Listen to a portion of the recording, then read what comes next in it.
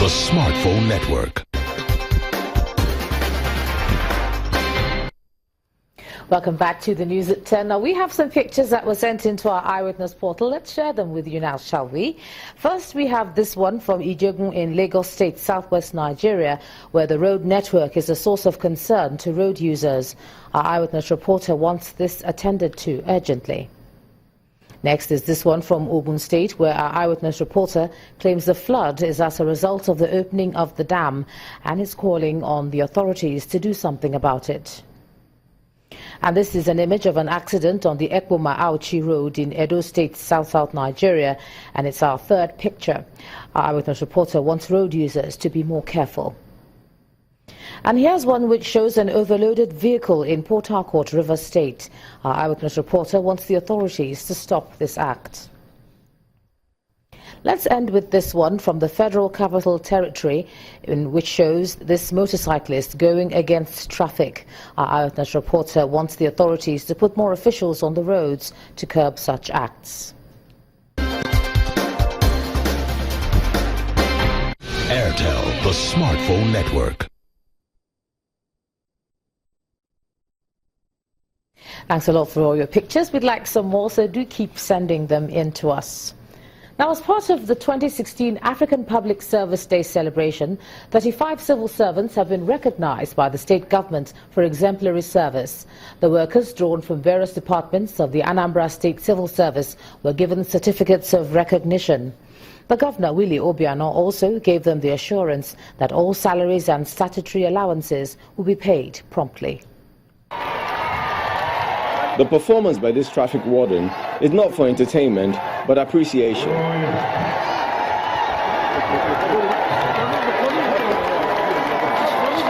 It's a day of celebrating civil servants in Anambra State, as the government is acknowledging the efforts of its workers. The state governor, Willie Obiano, hands out souvenirs and certificates to all recipients. It's not everyday efforts are rewarded, and the beneficiaries express their joy. Well, the greatest value we have in life is a life of service. So we must try as much as possible at all times to give service, to be dedicated to our work.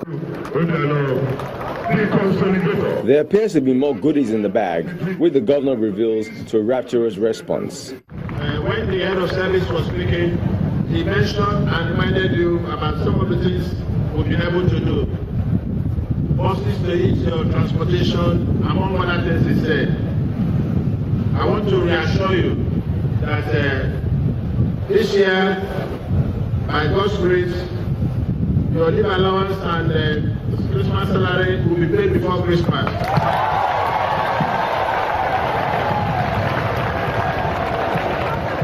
When hard work is complemented by praise, the urge by those recognized is nothing but an eagerness to perform even better.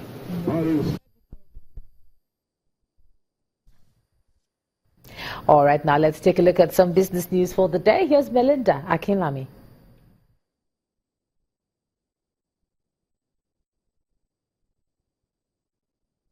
You first.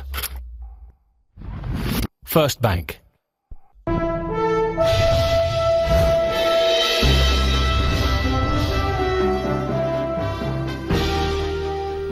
Many thanks, Ijoma. Welcome to Business News.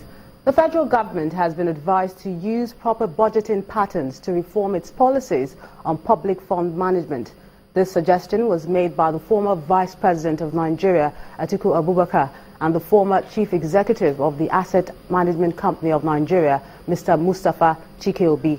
Both dignitaries made a call at a forum of the Chartered Institute of Stockbrokers in Lagos. We need radical reforms that streamline our bureaucracy and eliminate rules and regulations that stifle innovation.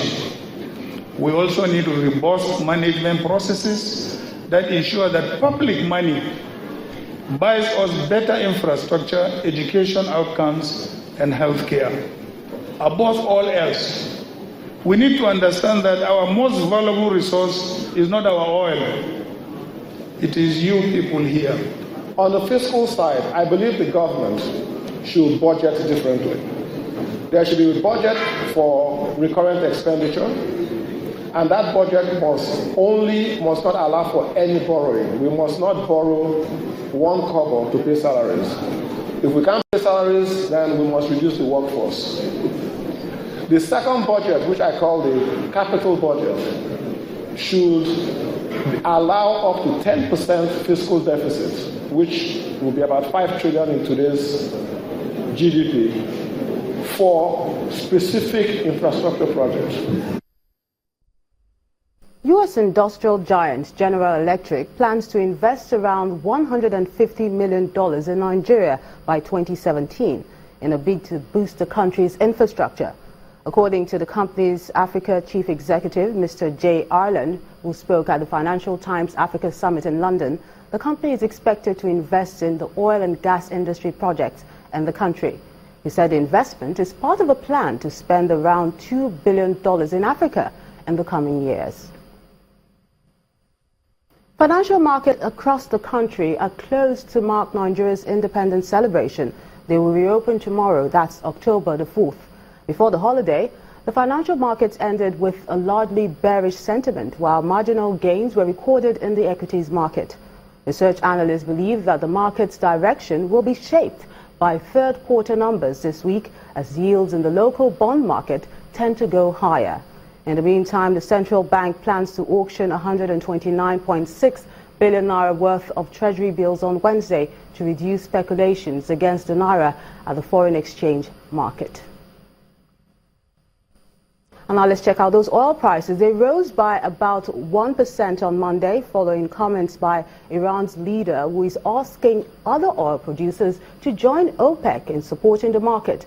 Brent crude futures were up 62 cents to $50.81 a barrel, retreating from a 6-week high of $50.90 per barrel. Crude futures were volatile, moving up again by noon in New York towards session highs after drifting most of the morning due to a weaker Wall Street and currency. And that's business news. Thank you so much for watching. I'm Melinda Akinwami.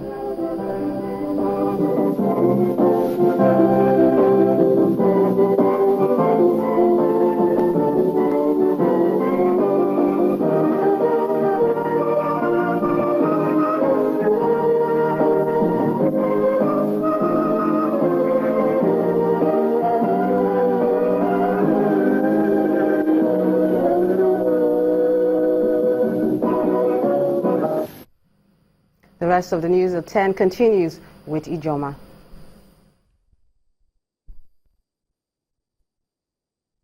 You first.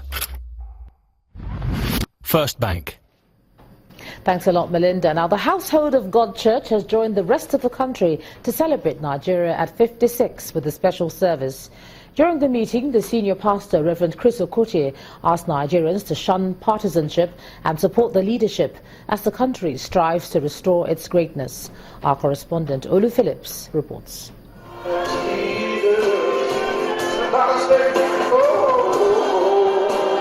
All over the polity and at various fora, the mood and celebration is that of resonating Nigeria's independence 56 years after.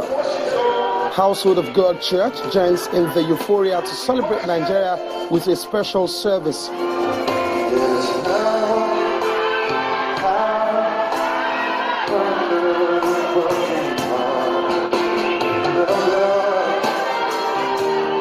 The lyrics of the songs tell the story of a grateful congregation for being a part of it all.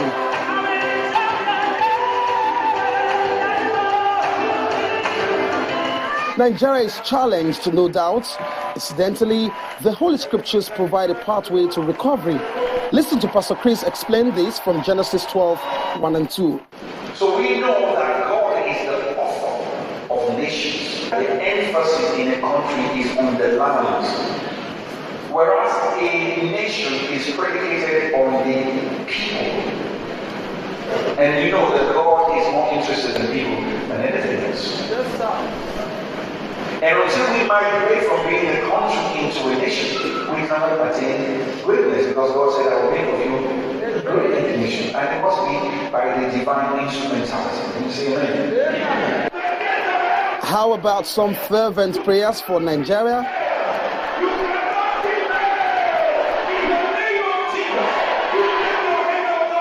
The service won't be complete without the symbolic anniversary cake cutting.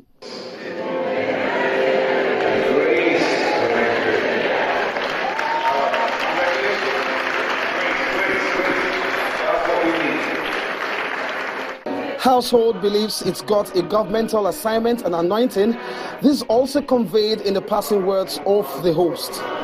I believe that there's an intrinsic resilience in our national psyche that must at this time be summoned to strengthen the weak hands of discouragement and ignite all over faith and hope in the Nigerian brotherhood. Happy Independence, Nigeria. Olu Phillips, Channels Television News.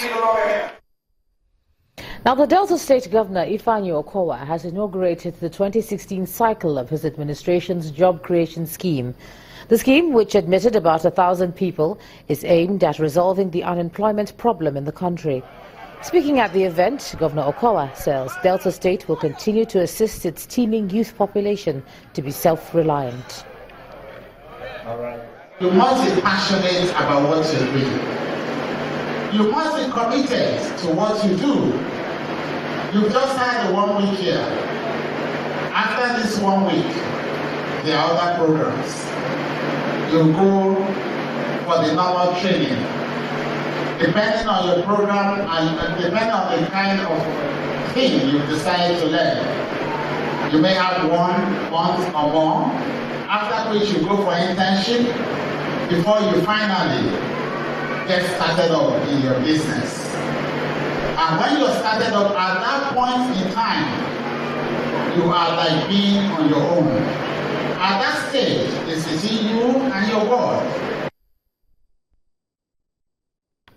Next on the news at 10, heavyweight champion Tyson Fury rescinds decision to retire from boxing after quitting on social media. That's on sports. Please stay with us.